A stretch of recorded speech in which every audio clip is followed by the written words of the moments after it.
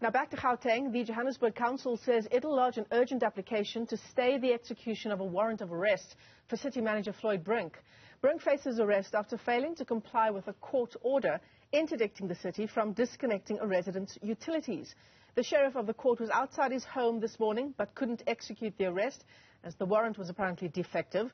The legal representative of the Johannesburg resident, Stefan Erasmus, explains. I personally was with the sheriff this morning at Brink's premises. As we arrived for the service of the warrant, Brink came out and he did receive a copy of the warrant, where shortly he advised us that he just wants to run this past his legal team.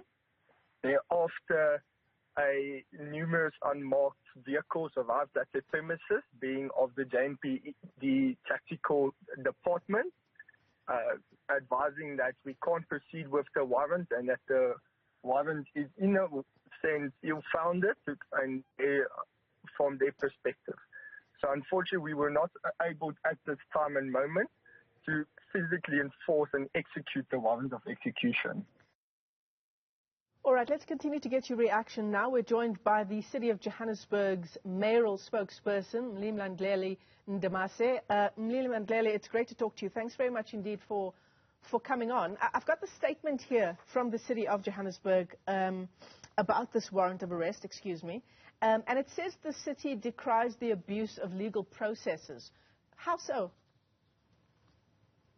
Well, thank you, Michelle, and good afternoon to your viewers. I think, Michelle, let's first get it clear. It is only the South African Police Services who've got the legal authority to effect an arrest in this country, especially the execution of a warrant of arrest. The sheriff does not have that legal authority and mandate, nor does the lawyer of the applicant in this particular case carry that particular legal authority and mandate. So just from the onset and from the premise and the face of it, it is quite clear that this was a very mischievous exercise and executed with an intention to embarrass, harass, and also to intimidate the city manager, because one of the glaring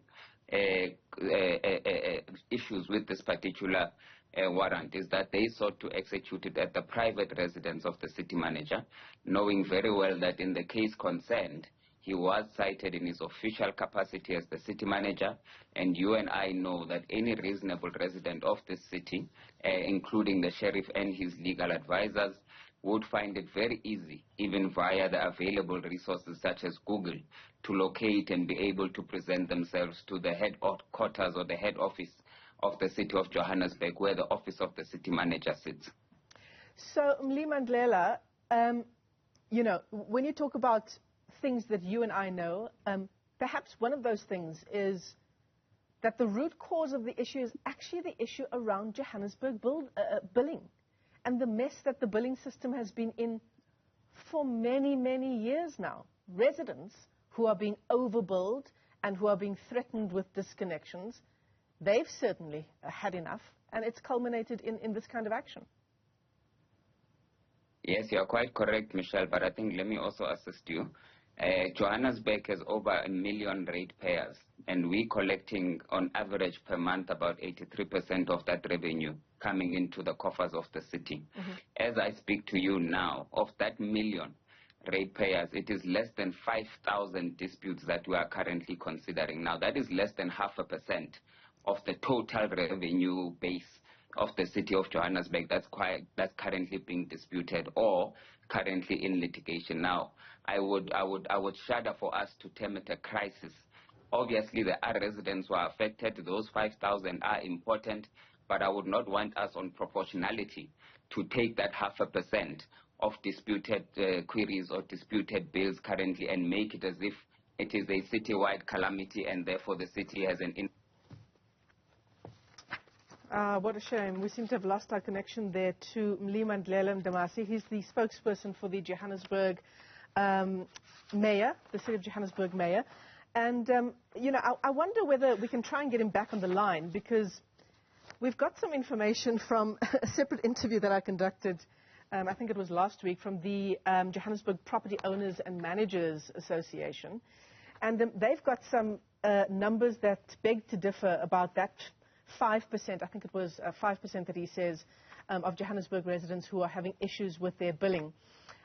Certainly for those residents who are being disconnected, who are being overcharged month after month, those residents who actually can't afford to take the issue up and go to court because they're spending all of their money on being overbilled on electricity and water, it's a lot more than the official numbers. Mlimandlela, it's Michelle again. Are you back with us? Yes, and I apologize for that profusely. No problem. I'm glad to have you back because I want to talk a bit more about this issue that you say, you would not want to call it a crisis, this issue around Johannesburg billing. The Johannesburg Property Owners and Managers Association has a lot more grievances lodged with them than you are saying the city actually has. They certainly have spoken to us on the show before. They call it pretty much a crisis. Well, Michelle, again, I want to make the point.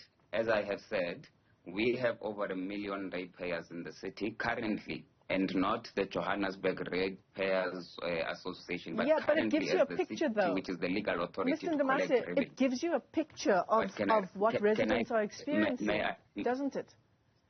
Would you appreciate me to respond to you, Michelle? Please, I'm running out of time, so if you can be quick. Yes, so what I'm explaining to you, of the 1 million ratepayers in the city currently, we have less than 5,000 disputed accounts.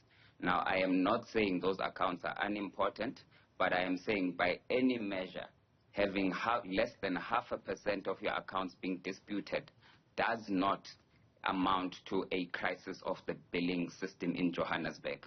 However, we do accept that there are residents who've got disputes. We accept the frustration of those residents. And again, we commit that we are actively engaged in trying to assist residents who have got disputed accounts to be able to resolve those disputes so that they can be able to pay what is due. And even those who are overcharged or who have been overcharged, they may be able to receive the due credit that is due to them as residents of Johannesburg. Yeah. The point I'm trying to make, Mr. Ndamase, is that the city of Johannesburg, and you as the spokesperson, you've put forward a case around the city manager that I'm just trying to read from your statement here, that his rights have been undermined and the rights of his minor children and family have been undermined as well.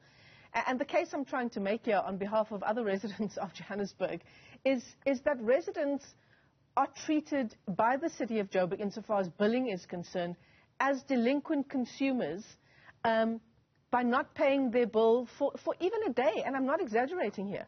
If you've not paid your bill the day after you've received it, you receive an SMS saying you are going to be disconnected.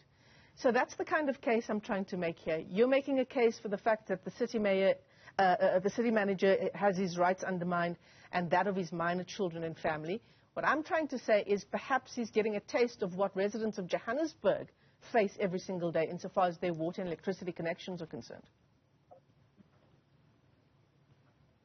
Well, I don't think we should join the two. I don't think residents of Johannesburg wake up to a contingent of media and the sheriff standing at their gate trying to execute an illegally stated warrant of arrest upon their parents. But the important thing, Michelle, and I think I'm also a resident of Johannesburg, we all receive our bills at the end of the month. The city gives us a notification once they've issued those bills to us, and after a particular prescribed period, which would be about 15 days, should the bill not be paid, you will receive a notice that you have an outstanding account and balance with the city. Now, as the city, we appreciate those residents who pay their bills on time and continuously so. And as I have said, it is a majority of residents because as we speak currently, our revenue collection rate is over 83% of our issued statements to residents. So we appreciate those who continue to pay, and we always endeavor to ensure that we also carry the responsibility of providing a sustainable and reliable service to residents, understanding that at times there may be challenges. But what we do not want to say and what we will not accept is an insinuation that we are in a billing crisis in the city. As I have said, we do have cases where there have been disputes, and those disputes we are willing to attend to them and do attend to them. However, we are also appreciative of the majority of residents, in a large majority, who continue to pay their bills and do so without any concern. Well, I'm sure we can agree a crisis can exist whether you accept it or not. Mlimandlela Ndamase is the spokesperson for the City of Johannesburg Mayor. Thank you for your time this afternoon.